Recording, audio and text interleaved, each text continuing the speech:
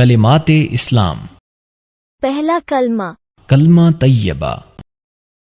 لا الہ الا اللہ محمد رسول اللہ۔ ترجمہ: اللہ کے سوا کوئی عبادت کے لائق نہیں، محمد صلی اللہ علیہ وسلم اللہ کے رسول ہیں۔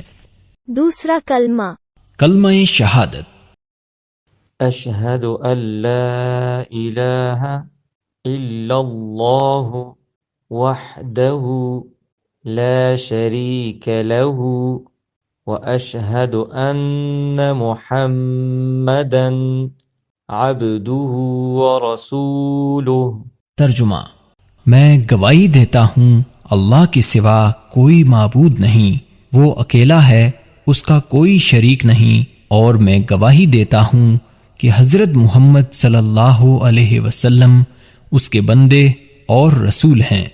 تیسرا کلمہ، کلمہ تمجید۔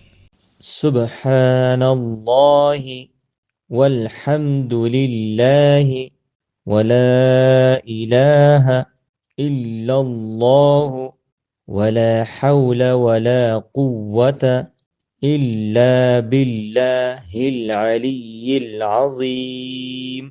ترجمہ: اللہ کی ذات ہر عیب سے پاک ہے اور تمام تعریفیں اللہ ہی کے لیے ہیں، اور اللہ کے سوا کوئی معبود نہیں، اور اللہ سب سے بڑا ہے۔